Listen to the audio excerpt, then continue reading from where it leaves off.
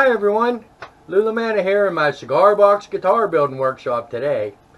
Surely he's not building 5 at once. Not 5! Yes, he's doing 5. But while we're at this stage with these 5, I wanted to take a minute and show you some of the early construction methods that I use on these, which might be different than what a lot of other people do. A lot of people, when they put their neck through the box, they will cut out, just big enough for the neck to go through and leave all this box underneath. I think that's wasted space and wasted opportunity to make them stronger.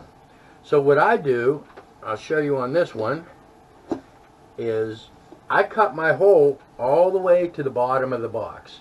And then I take wood and go all the way to the bottom, which gives me much fatter piece that's inside the box for stability. Then when you have to route for a pickup to put in there or whatever you have to do, you have plenty of room and it's not going to mess up and it's going to make you a stronger box. I like to use oak for inside of there, which makes it really, really strong. Another thing I do to make them stronger, let's take this fingerboard off and show you. I route a channel under my fingerboard in my neck. And what I do is I mount a piece of, this is 1/2 inch this way by 1/8 inch this way, and it's steel. You can't bend that for anything. And I sink that down inside my neck. So that means that this neck is never going to bow, ever. I have instruments that I've built 25 years ago that I've used this method on, and they have not moved at all. So this costs $3.43 at Lowe's. I get enough for 2. They're long enough that I get 2 boxes, sometimes 3 out of them. I'm going to show you how I do this real quick. Because I don't have a lot of special tools. But I have a router here. And on my router, I just C-clamp the fence on it. And I clamp it in the vise, the whole router. And then I just start shallow and run my wood, down across it. Make it a little deeper until it's a 1/2 inch deep, and that piece of metal will go all the way down in there. It's a quick, easy step that makes your boxes or your instruments very much more permanent. So I wanted to show you that technique. And I wanted to show you inside my boxes. And even if you don't have one piece of wood, like on this box here, this is walnut.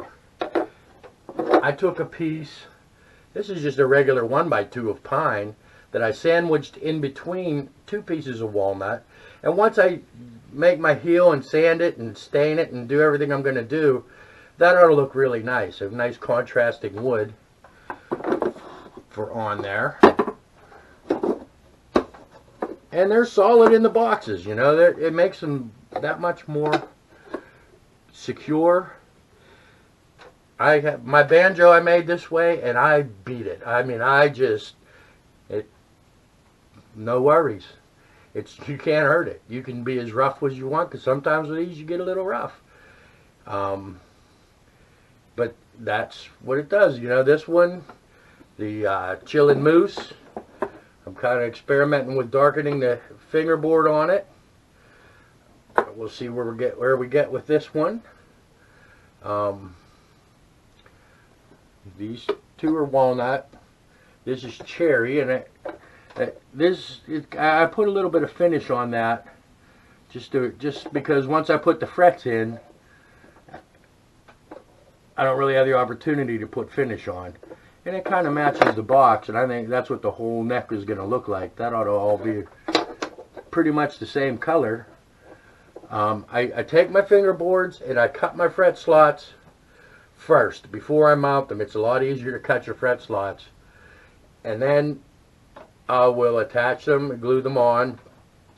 Usually though, even before I glue them on, I'll put my pearly dots in. And that way, once they're mounted to here, then I shape my necks and round over the backs. You just got to be careful you don't go deeper than that 1/2 inch is. You know, if you can see the outside profile here, I have that much that I can take off the back and rounding it over in the just in the center where this is, because I don't want to expose that. But you really don't need to take down to there. It's mostly the sides that you're rounding over. So I've never had an issue with that yet.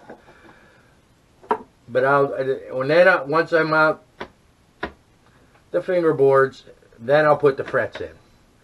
And then I can do a fret job, and I can, you know, even after the fingerboards are on, then I will cut pieces to go on the side of here for ears on my headstocks to make them wider, because it looks silly like that. And as we found out, you can't hang them on a traditional hook, or, you know, one of those C hooks that you hang your guitars on. If they're like this, they just go right through. So we put that on there, and it gives you a little bit more room to get straight string pull when you put your tuning pegs in. So I just wanted to give you an update on that. We are doing 5 at once. Right now I'm at the step where I've got to put the pearly dots in and start gluing them to the actual necks. And we'll take it from there. So hopefully by the next video, or the next segment of this video, let's say that, I will have them ready to go. And we'll take it from there. Okay, that's it.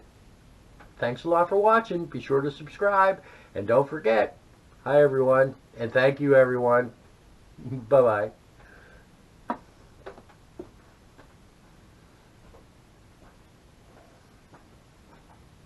Oh, you say bye. That's